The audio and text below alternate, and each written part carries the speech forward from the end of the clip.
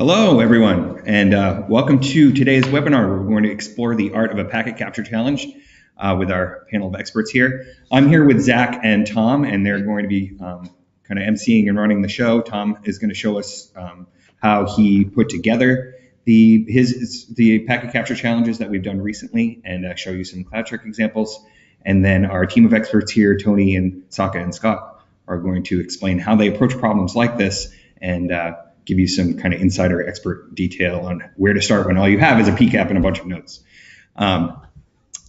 We're using GoToWebinar for this, so we will take questions. This is very free form. We'll take questions at any time while we're talking, but to ask a question, just type it in the lower right-hand corner of your GoToWebinar control panel, and we'll see it pop up here, and we'll try to address them as they come in or when we get a convenient time to do so. Also, if we're doing some screen sharing examples and the screen is too small, you can actually use the zoom feature at the top of your GoToWebinar window, and you can adjust it to make sure that you see it the way that you see it. So why don't we get started? And I'm going to pop off screen and hand things over to Zach. Yeah, great. Thank you. I just wanted to thank our panel for coming and actually invite each of them to sort of say hello, give a little blurb about themselves, and introduce themselves. So, Saka, could you say hello first? Well, hello, of course. Hello from the Netherlands. I'm really glad to be here. I had lots of fun solving your challenges, and actually I was hoping to see some challenges because I made some challenges myself for SharkFest. And the fun thing is you can make a challenge, and the bad thing is you can't solve it because you already know the answer. So I'm really glad you took this up to create some challenges that I could do, and I had a lot of fun doing that. And in my normal work, I analyze packets not for fun but for business and trying to solve the problems of my customers relating to application functionality and performance. And so that's how I am involved in packets on a daily basis. Great, thanks, Tony. Hi everyone. I'm Tony Efantis. I'm a network security engineer for Ceiling Technologies, and I'm actually the networking guy. So I'm in pursuit of my CCIE route switch. I'm not a packet analyst by profession, so this is sort of a hobby for me. But because I deal with the network all day, every day, often I have to lean on packet captures to solve some of those networking problems. And doing packet captures like this is definitely, or doing packet challenges like this, is really beneficial to help me in my professional life and help broaden the horizon of my skill set beyond networking focus and bring it more into sort of the analyst and security focus as well. Cool, thanks. And over to you, Scott. Hello. So I also work at Ceiling Technologies. Tony was the one that told me about this challenge and got me interested.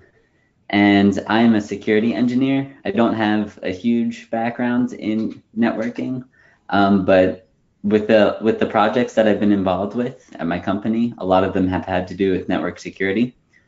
So this challenge was a great experience for me, a great learning opportunity. I also don't do a lot with packet analysis day to day, so I was able to learn a lot through the challenge. Awesome, thank you. And I'm joined here with my colleague Tom Peterson. I'll just let Tom say hi. Yep, so I work at Cloudshark here with Zach. I do a little bit of development, QA, support. If you've ever written in asking a question about Cloudshark, that's probably me you've talked to. Great. Well, yeah, so thank you, everybody. For everybody out there that might not be as into packet capture challenges as we all are here, just a quick overview of what they are. Basically, you've heard of maybe capture the flag sorts of scenarios, either with security or other networking things or other like intrusion detection games. But a packet capture challenge starts with a PCAP, a network trace file of network traffic. And basically, we wanted you to find some fun things in it. So we did one back around Halloween where we published a single PCAP file that had a bunch of Halloween pumpkins sprinkled throughout, and they were hidden either in different objects or different types of data streams, and it was to find that. And so for our holiday packet challenge, we sort of took it up another notch and went a little further with it. So we found a variety of things to hide across multiple files. And so basically today I want to talk with the panel just about how you approach starting to look at something like this, whether it's a packet capture challenge for the fun of it, or if it's a day-to-day networking issue that you're trying to solve a problem on. And so we're going to talk about that a little bit, and then we're also going to talk a little bit how we solved a couple of the specific pieces of our holiday challenge, and we're also then going to get into what it's like creating these things. So Tom's been creating them for a little while. Sake has created a couple, one of our favorites he created that may have inspired this whole thing, which is really cool. So we're going to talk to those guys too about sort of how you go about creating them and some of the things you think about making them too hard, too easy. Stuff like that. So basically, we'll just jump right in.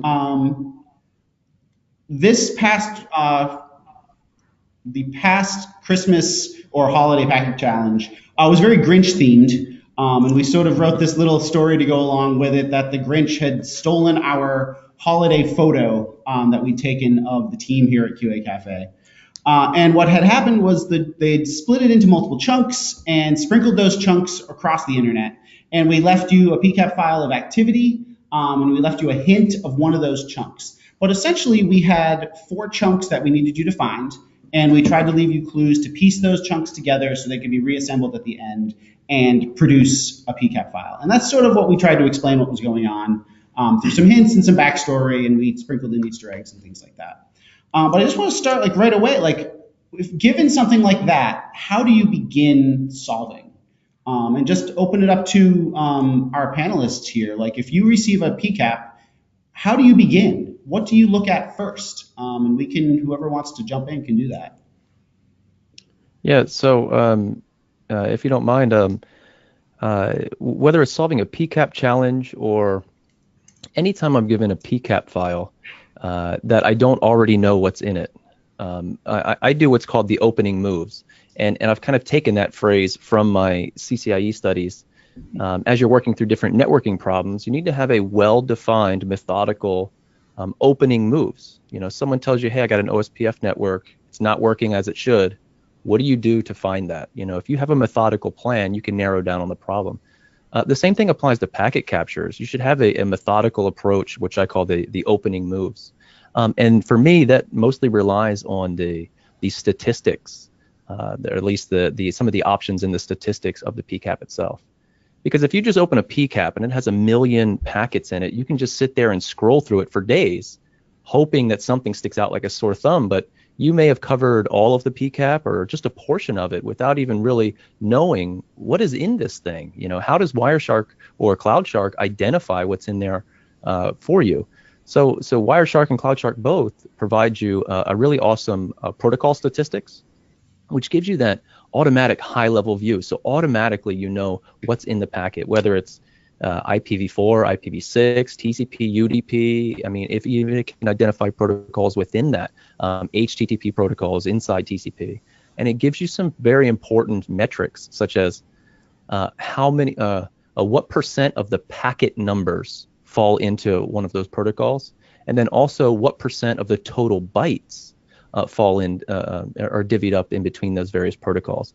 So that could be important because you could open up a PCAP file that has 2 sessions in it, and it could have 1 million packets, but only have 2 sessions. So if you just scrolled through that looking for something, you may not find it. So for me, I would go to the protocol statistics and protocol hierarchy, and that will give me an automatic breakdown. My step 2 of that, how I take that one step further, is going back to the statistics and going to the conversations. Again, using an example, if you had a conversation between 2 hosts that had 1 million packets in it, if you're just scrolling through it, you don't know how many hosts are in there. You might be able to see them all, but it might take you forever to scroll through it. Yeah. When you go to the conversations list, it'll show you immediately, hey, there's only 1 conversation here. There's 2 hosts we can identify. So that helps you just to sort of narrow it down and target what you're looking for. And, you know, thankfully, Cloudshark, Wireshark, all these protocol analyzers have so much recognition built in them. They're able to identify things like IRC traffic, Memcache traffic, HTTP traffic, OpenVPN traffic, you know, and those are some of the key things that stuck out in this particular challenge that helped me hone in right on it. Cool. Saka, what would you add to that? What are some of the things that you do first when you first receive a PCAP file?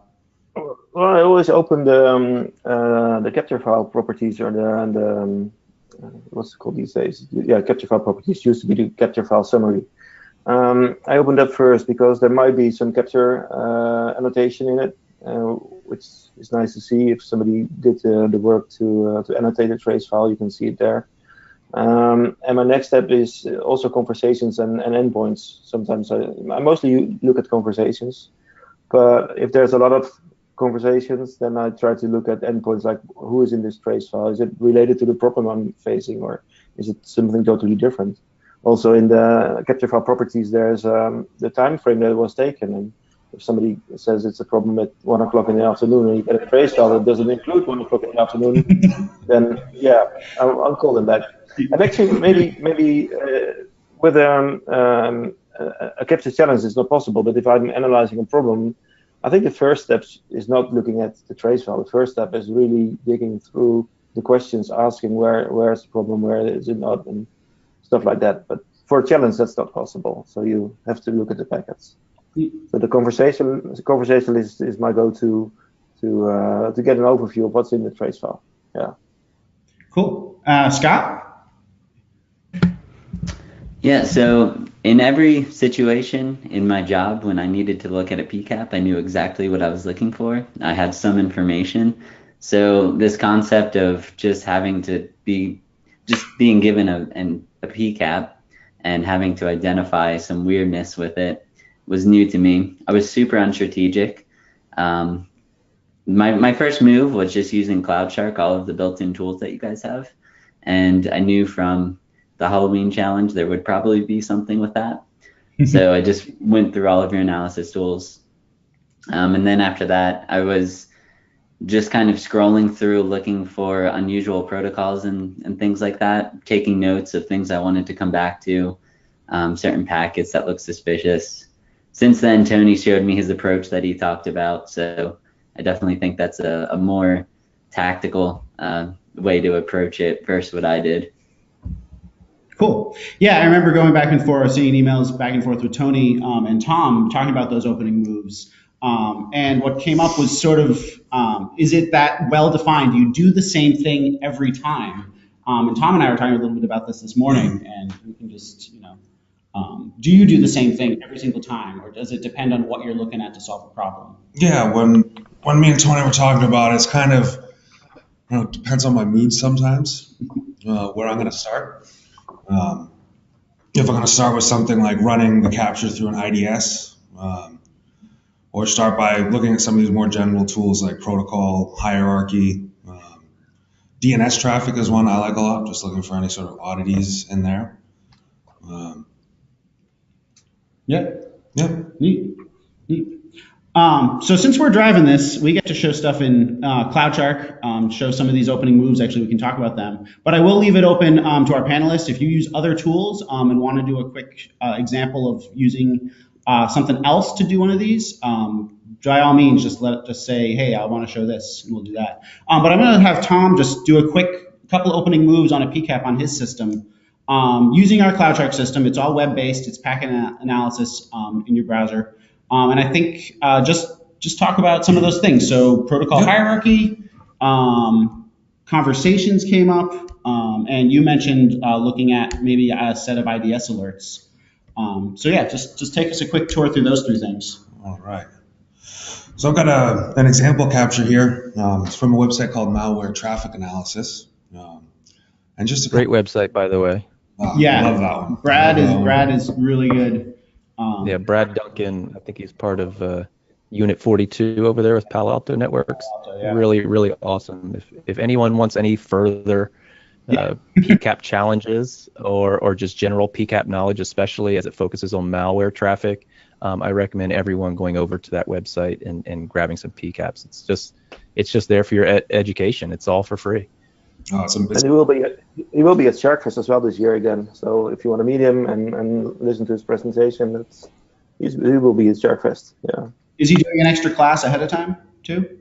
No, he's not doing an extra class beforehand, but he's doing I think a double feature presentation. Like he has 2 slots. Yeah, to back.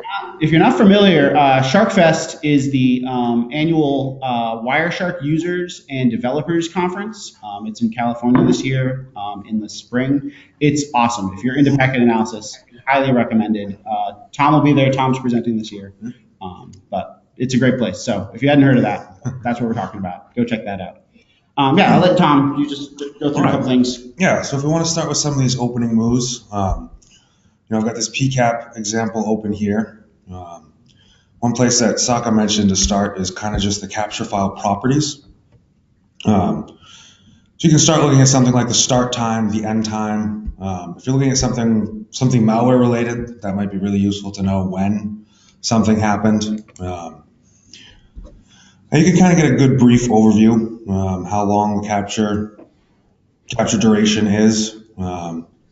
In Cloudshark, we have a spot where you can add some comments and annotations to a file. So we can look at kind of anything that someone's added to start. So here, this is one that I did. Where we can look, there's some sort of exe download. The client's doing some weird posts. So I'll close that. And then we've got our analysis tools on the side here. So one place I like to start with, especially looking at something with malware, we have threat assessment. So this is like that IDS. What we're actually doing in Cloudshark is we're running Suricata behind the scenes with a set of rules from the ET Pro rule set. And we can see there's quite a few alerts on this PCAP. If we open up this advanced analysis, we've got kind of a ladder diagram view where we're showing, individual hosts in the PCAP up top. And then we've got just a list of all the alerts happening by time going down. So you can kind of get a real quick idea. All right, there's an exe that was downloaded over HTTP. Then we're seeing all sorts of CNC traffic. It just keeps going on and on. So if we look at this, we can see, some sort of exe was downloaded, and then the device is infected. It's a pretty easy, clear first look at it, and then we can go. If you know it's there. Yeah, if you know it's there. Right. Yeah. So in a malware, specifically like a malware exercise from Brad, there's going to be bad stuff in there, and you want to start there. Yep. Do you have one of our capture challenge traffic open? We can just look at the protocol hierarchy of that really quick. Totally. So that's this one here. This was the PCAP of the activity from the Grinch. So if we want to look at something like the protocol hierarchy, we've got that list here. So like Tony mentioned, there's some open VPN traffic in here. Just going down, we can see this really quick. We've got some IRC traffic. We've got some Memcache traffic. If we want to kind of home in on any of these, we can click them and kind of get a filter expression to look at just that protocol. So this brings up an interesting point. Like you're going through and this is a challenge. So you're looking for something interesting. But generally when you're opening a PCAP file, how do you know what's interesting? How do you know what sort of piques your interest? What are some of the things you look for? And I can have that open for the panel as well. Yeah, so it's sort of how I approach that, right? Is we know this is captured off the wire, so this is what the traffic looks like from a network perspective or from a networking device.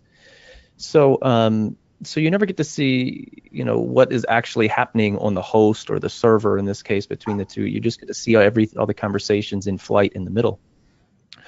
And so I think when you're doing a packet capture challenge, you're really looking for a needle in a haystack is what you're doing. And there could be one or many needles. And I think one of the very cool things that you can only get through experience, through doing these things, is you don't know what the needle looks like. Right?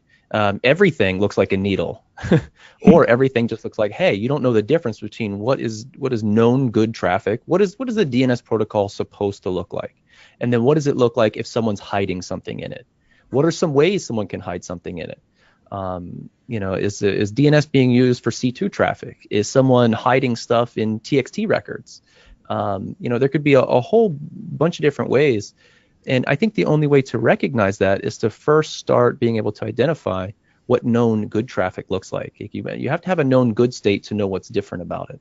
And so how do you know, when you're going through a PCAP challenge, how do you know what to look for? You don't. And it's sort of done by sort of distillation, I guess. And I love that phrase that comes from Chris Sanders.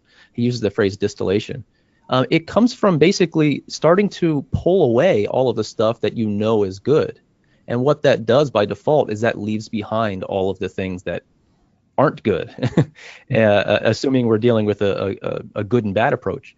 And typically that's where you're going to find a lot of these things. Cool. Scott or Sake?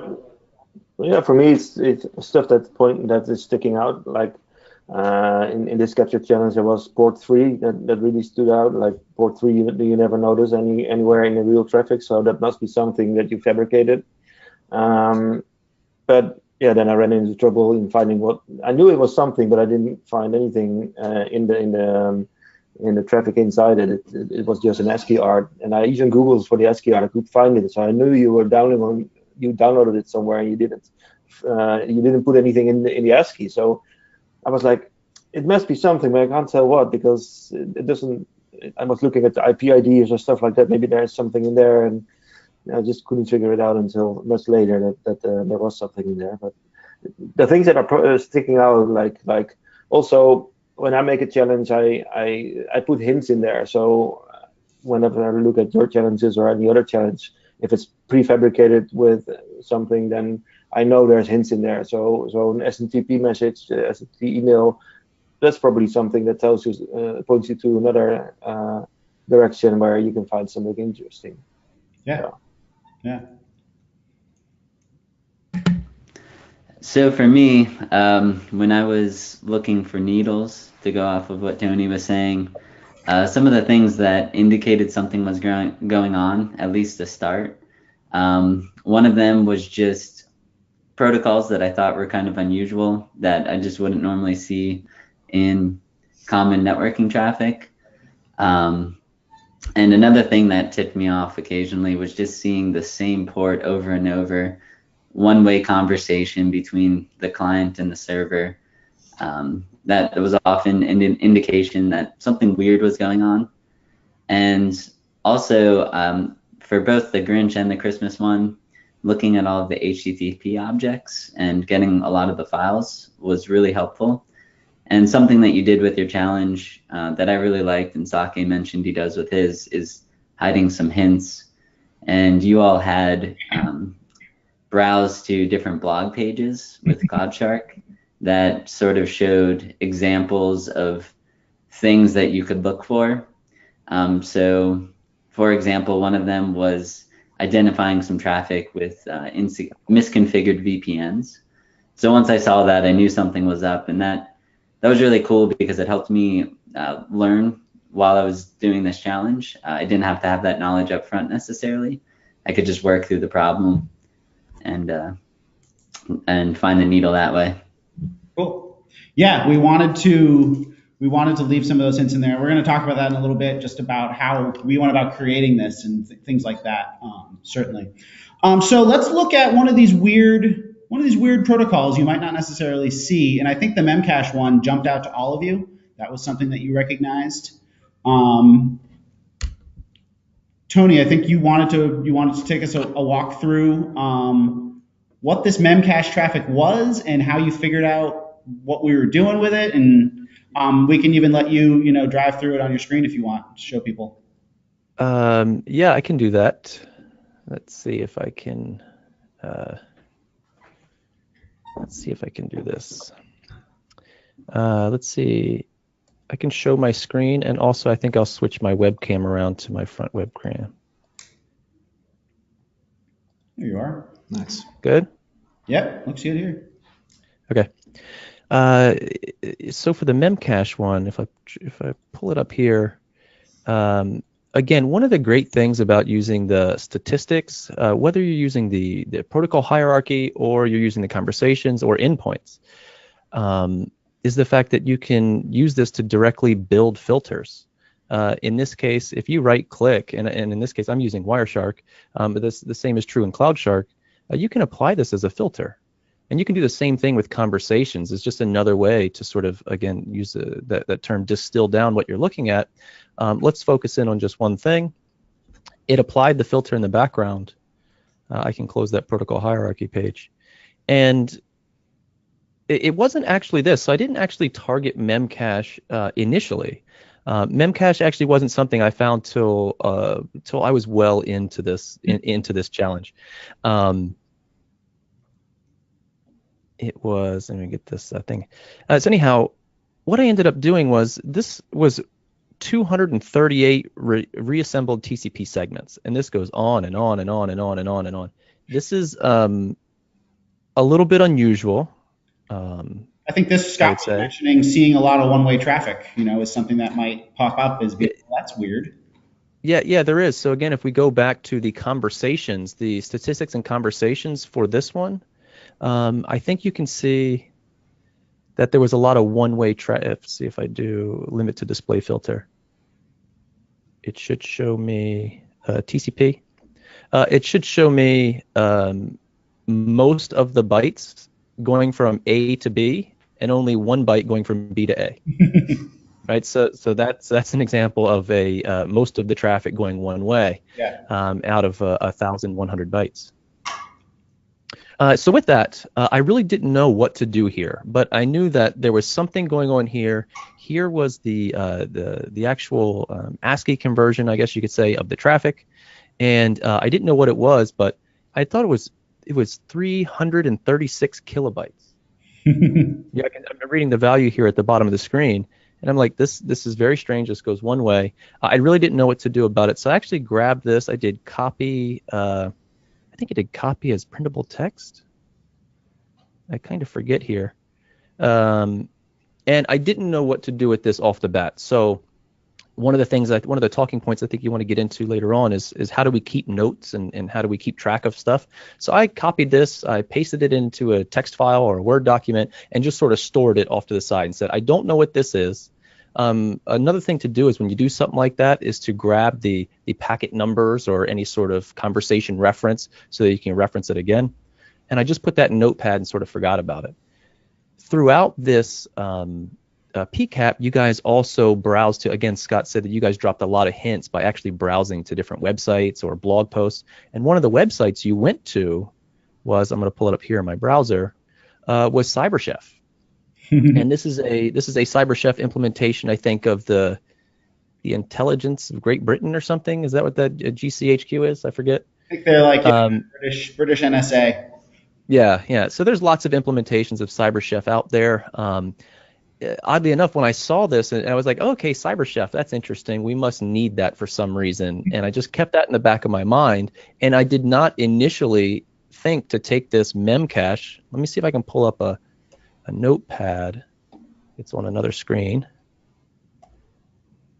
So what I'm doing is in Notepad, I just hit Control V to paste in all of that content that I had in my clipboard from Wireshark. And it takes a while because, well, it's 338 kilobytes in a text format. So it's a lot of data it's putting in there. It's going to take a little while. Initially off the bat, when I was looking at the data, it just looks like either encrypted data or encoded data or some sort of protocol payload that I wasn't familiar with. Here's an example of it. I'll maximize this window if I can. This isn't all of it. Oh, because Notepad is a little bit frozen right now. What is interesting, talking about like wondering what data is and where, like figuring out encodings of stuff, was there anything about the end of this string that sort of threw you off? Yeah, and that's kind of like leading into exactly my point. So as I scroll up and down through this, I don't know if you guys can see my scroll bar, but this text scrolls for days, and it's some sort of encoding. It's some sort of payload of a protocol. And I didn't necessarily know what it was. I ran strings through it, or I ran this through strings to see if anything comes up. Nothing comes up. But what I did notice here at the end, it has two trailing == signs, which to me is normally indicative of base 64.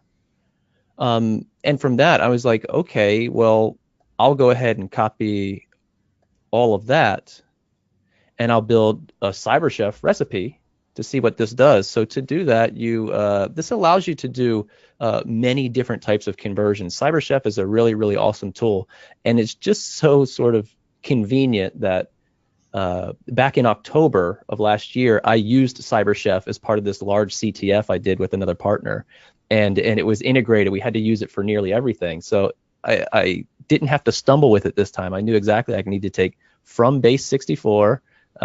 In my input, I do a paste. It pastes all that. I can do bake, and it's going to give me some output here.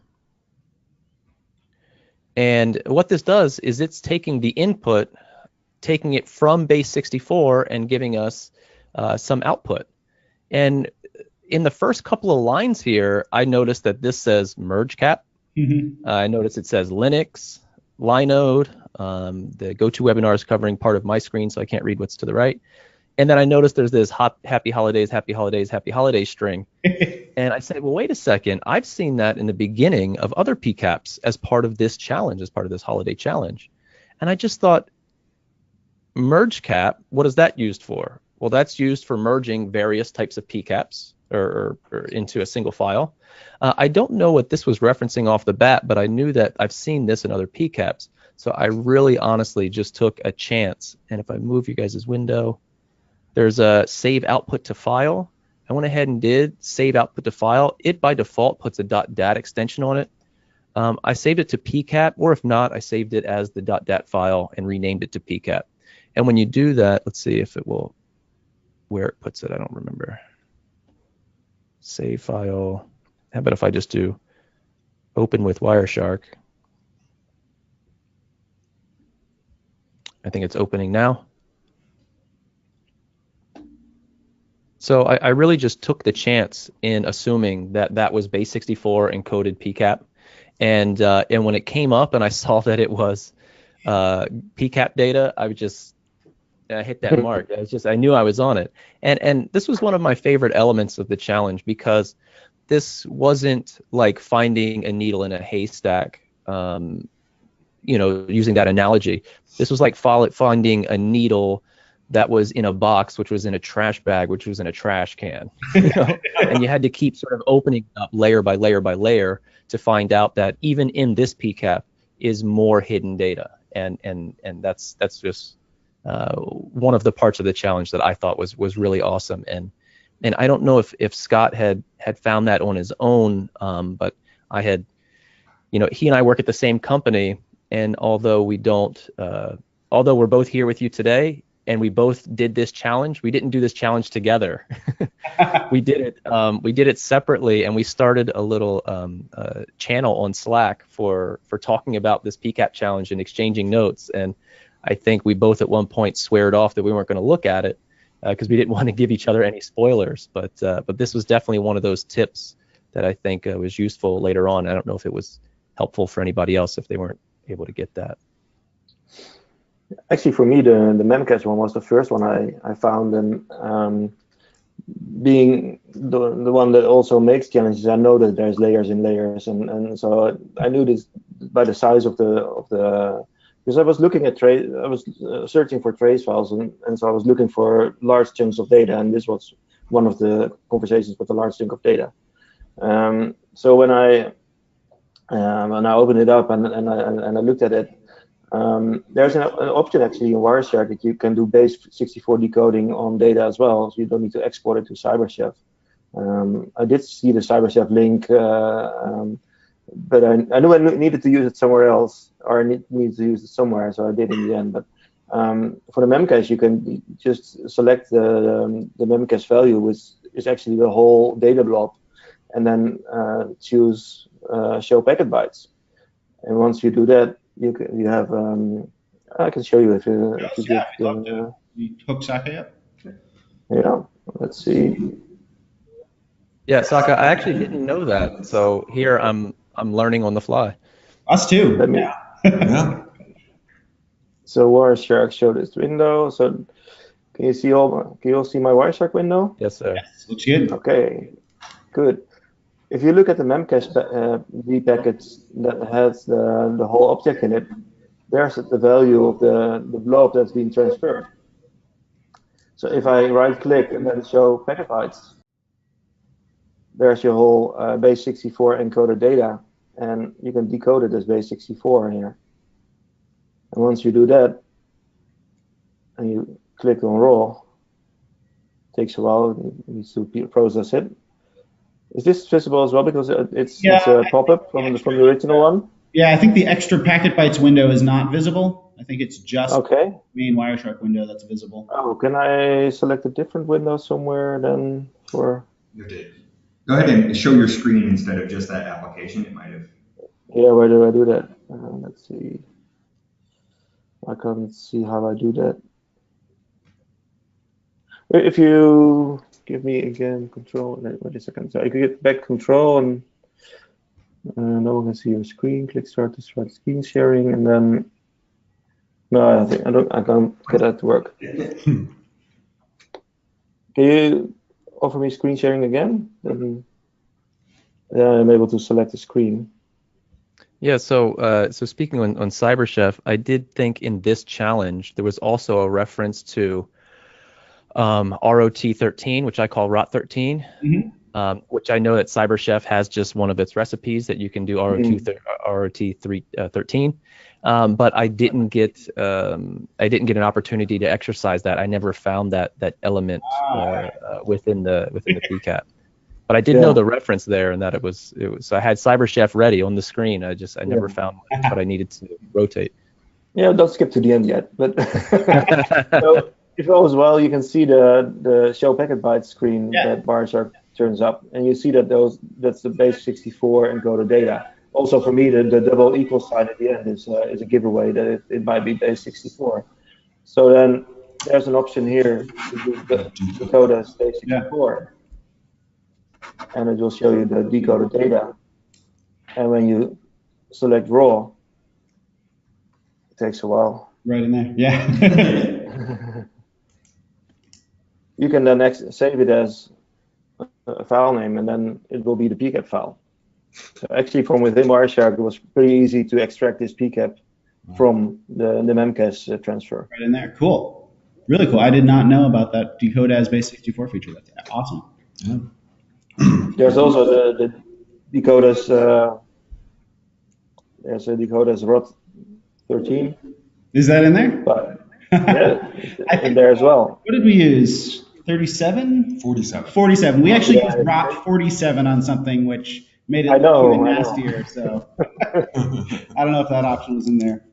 This actually lets me jump to away from necessarily solving and opening up files and looking for things, but over to the creating side. And you mentioned looking at like the Memcache, jumping through like a file within a file within a file within a file and going through all those layers. And we came up with the term PCAPception. PCAPception. If you've seen the movie Inception, you're dreaming within a dream within a dream within a dream. It gets very complicated. Great movie, complicated. But we tried to do it with PCAPs. And that's really what was the basis for starting this particular capture challenge. We wanted to sort of bury a couple of different PCAPs inside of each other's, and then put them out there as sort of a flow you had to get through different pieces of that.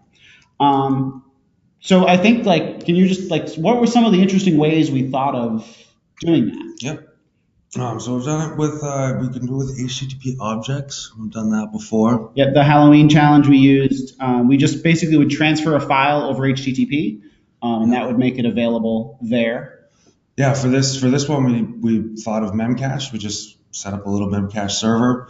I've got it up on my screen. We had this kind of crazy command to, we took the file, the PCAP file, base 64 encoded it. Then we use this command to kind of send it using netcat. You have to get the size of the file. And that really just kind of hides it in there. I think we only went 2 levels deep in this capture. Right. And you all mentioned a really important part of this to us, and that was the hints and understanding or being able to make a challenge that was not too easy, but not super hard or not completely unable to be done. And so you identified them. What we actually did was link to a few of our blog posts within the captured traffic. Do you have any of those? Yep. So we've got HTTP analysis. And so from those URLs that we sort of, with this story, talked about the Grinch browsing to them, talked about various techniques. So one of them you mentioned were VPN leaks in DNS, which was something that, if you have a misconfigured VPN server, could be a situation. The Memcache one, yeah, where'd that come from? Yeah, it was a DDoS that's right. attack, amplification attack with it. Yep, I think the last summer sometime. Yep. Some of the other ones that were in there, we had some BitTorrent. We talked about on our blog going through analyzing BitTorrent traffic from the PCAP level. So if you have a PCAP of someone else doing a BitTorrent transfer, what can you find out about what that is? Is it legit? Is it not legit? Like what's going on? If that was something that you run into. We had a few fun things. We like to sprinkle in little Easter eggs here and there. I think we had an I Hate Christmas icon. This was like 10 reasons why I hate Christmas. So the Grinch would browse to something like that. It was very Grinchy. Yeah.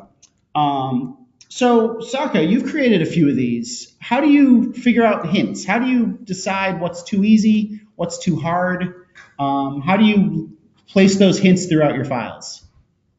Well, I have to confess, I make them too hard all the time because, I like to do interesting stuff that I find interesting, and then I end up being crazy and hiding stuff inside in other things. And as you remember from the first PCAP challenge that I did, I used Scapy to create text output in the TCP stream graph.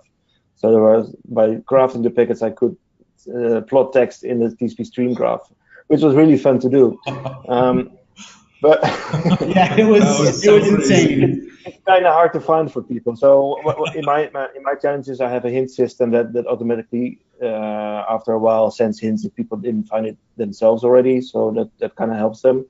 I think for my next challenge, I want to hide more hints inside the PCAP file so people can find them on their own and then use them. For me, it's like thinking of the protocols that you have at hand and then trying to figure out how can I use this protocol to hide something. And for the Sharpest 19 challenge, I've come up with a pretty neat idea of hiding something. It's not going to tell how, but it's going to be great. And it's knowing your protocols. Like a very simple example, if you do an FTP transfer of something, Wireshark can't export it yet, but you can do a follow TCP stream and then take that data and use it somewhere else. Doing encryption of an HTTPS session and then hiding the key somewhere else, stuff like that. Yeah, we do that a lot. We like that one. We like that approach. Were any actually, you mentioned the transfer with BitTorrent, and that kind of blew me because I was expecting all the data to be in the trace file. So I saw this BitTorrent, so I was looking like, okay, there must be some traffic in this trace file that's BitTorrent traffic, and I couldn't find it, and I tried, and interesting. And then the idea hit me, and then the idea hit me like, oh, maybe it's not in the trace, so maybe I should download it through BitTorrent and see if it's still there, and then it was. So, it was nicely done. Yeah. Cool. Yeah, we had that. Yeah. For me, Saka, the BitTorrent one was the first one I found. Okay. As soon as I saw that the torrent file, I was like, I can get this file and hope that it's something legit. Download it and see what you found. Yeah, I did it immediately. It was one of the first ones I found, and that was really cool. That was one of the first ideas, or where I recognized that you guys were hiding clues to other PCAPs. And that's what made me such a fan of this one. Is all the answers aren't in the PCAP that you get. In the PCAP that you get to start with are clues to find other PCAPs, and that was one of the first other PCAPs that I acquired, and it was really cool. Cool. Were any of our hints too easy or too hard, or could we have left a couple out for the solvers, either Scott or Tony? Scott, you mentioned the hints tonight. Like what were the, I enjoyed them. I think I ended up using them all, so we appreciated it. No, because we wanted to balance that between like possible to be done, but still be able to find things. And the bonus, of course, was using things that we talked about over the course of the year on our blog, doing different analysis of different traffic types or protocols going into there. Yeah, it allowed me to research and look for certain things that I might have skimmed over. Right. So, Tom, do you want to show one of the? I was going to say, from a marketing standpoint, you guys did a great job of hiding your own blog in the PCAP. That's just absolutely brilliant. Yeah, we had some. So we did some blog links within there, so you could find them. And we also left we identified right early on. I think we were talking about the IRC traffic that was in there. And if you'd looked into the actual conversation, we left some more in there. Jason, our MC today, was in charge of all Seuss rhymes, Yep. and he's great. So this is actually, with the IRC one, I pointed that out in my write-up. At least for me, the clues didn't help me find any of the flags, so to speak, but rather validated what we should have been finding, right?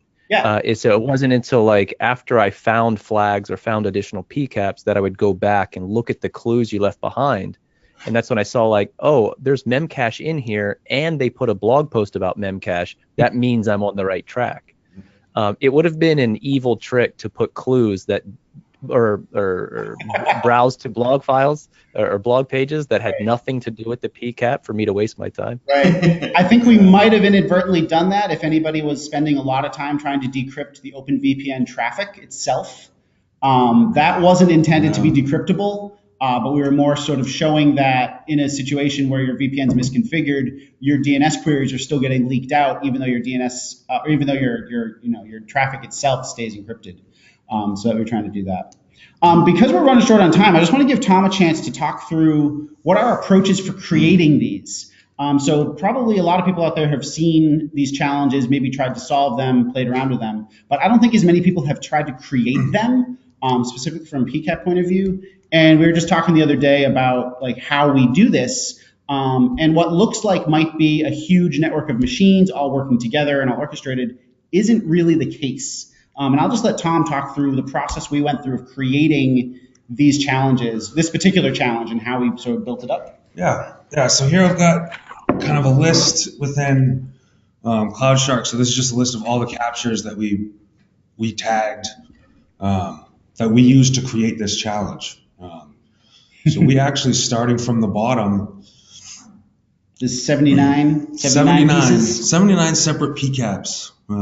About some of them might be a little duplicated, but it's really close to that number. And we just started with what you're supposed to find.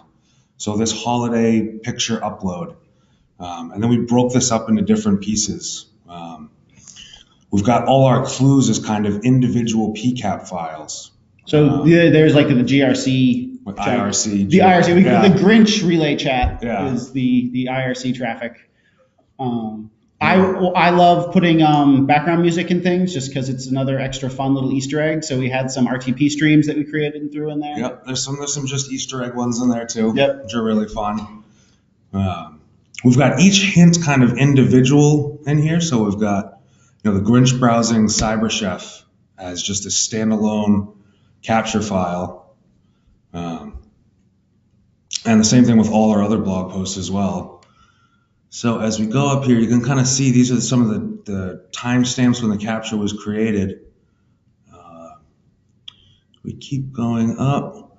We wanted, so we've got all these little tiny pieces, and then the idea is we can then use that to merge them all together into one PCAP.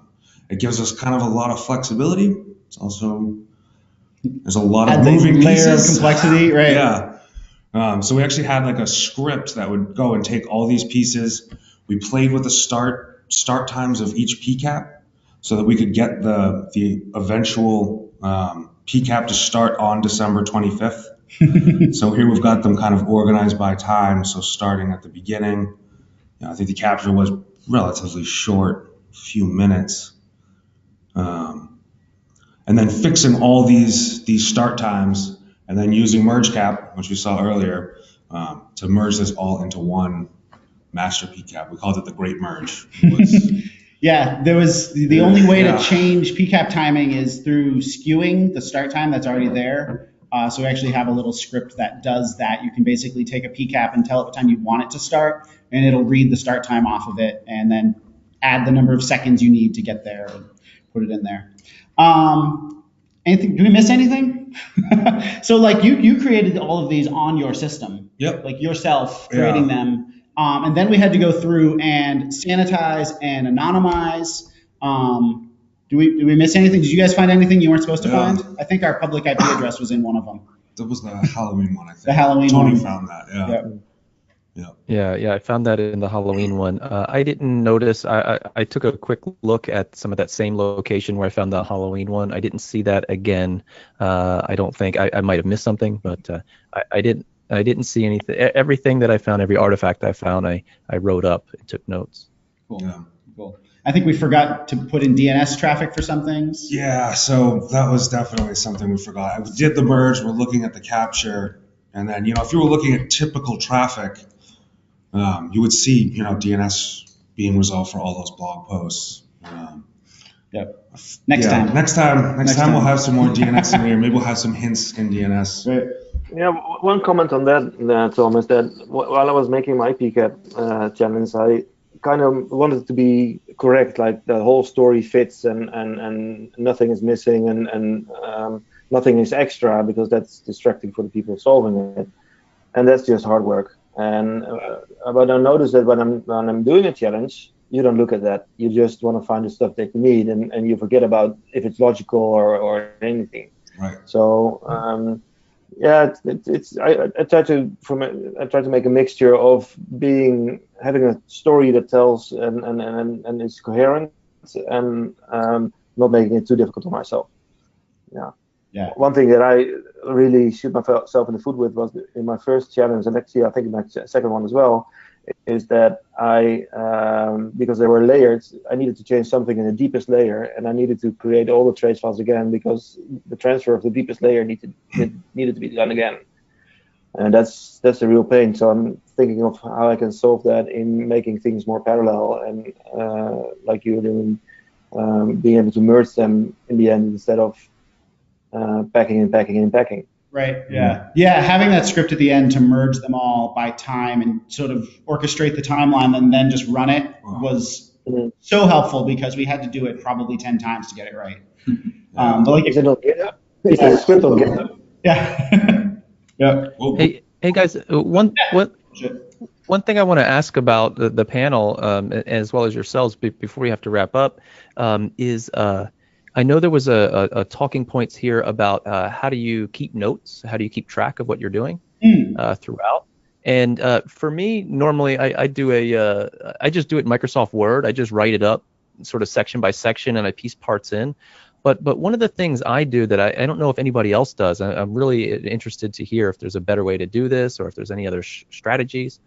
But I go back to the statistics and protocol, the statistics and conversations, and I copy that as CSV and paste it into an Excel sheet where I could, because at that point you're kind of looking at what I would commonly call as net flow. And that allows me to sort of check off every conversation as I'm going through it, as well as put some notes, off to the right. And things that I deem that are like good, safe traffic, hey, there's nothing hidden in here, I can just highlight that row, mark it green, and move on. It's just so if this has taken a couple of days or multiple times, I know when I go back, like, oh, I've already looked at this. Or maybe if there's a specific filter I used, I'll put that filter there, and I'll just know, like, hey, this filter gives you this traffic, and I know that's good. So I don't know, is there another way to keep track, when you're working with so many conversations and protocols and stuff? Yeah, Actually, go ahead.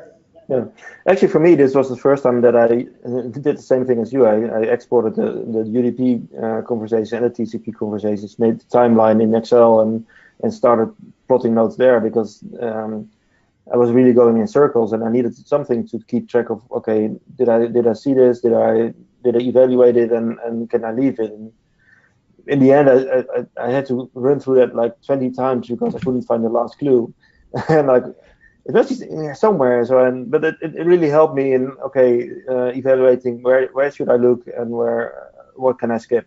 Yeah. Yeah. Cool.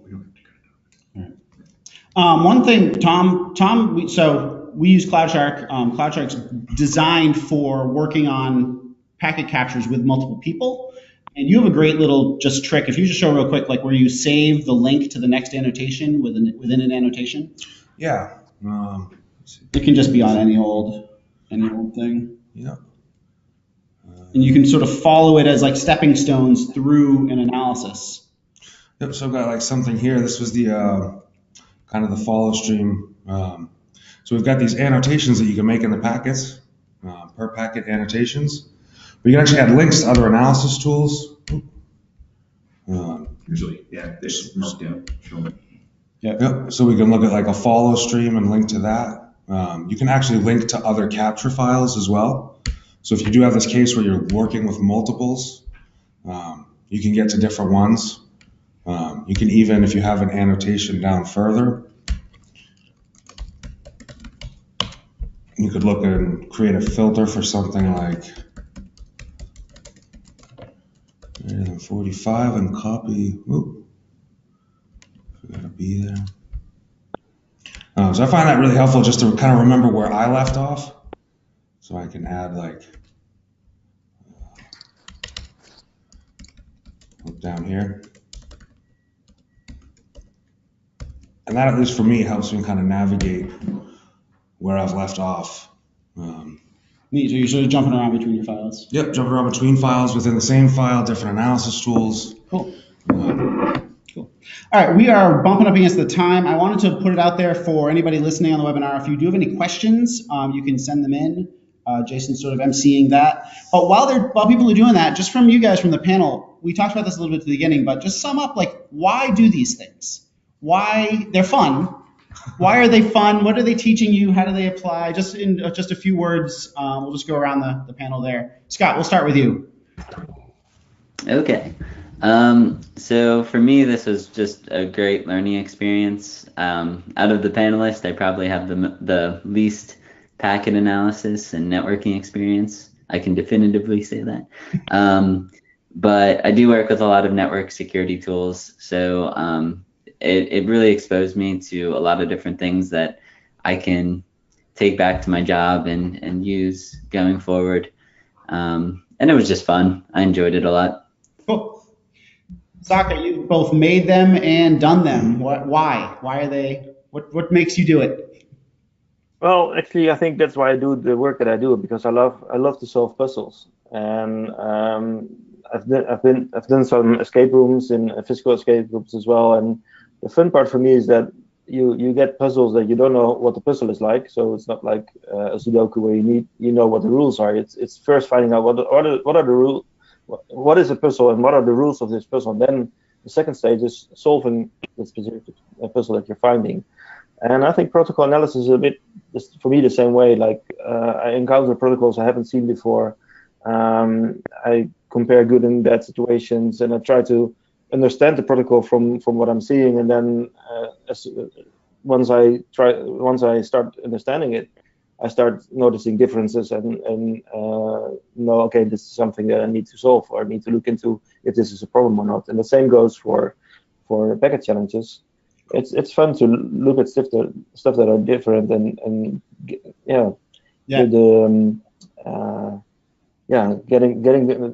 it done and fixing it, and then being really glad that you found it, and then being really sad that it's finished. That's kind of the That's a good one. And Tony, just real quick, we're gonna run out of time very soon. Yeah, I love them. It helps me be better at my job. It helps me be better at networking by understanding the applications and protocols and what they look like on the wire, comparing good and bad traffic.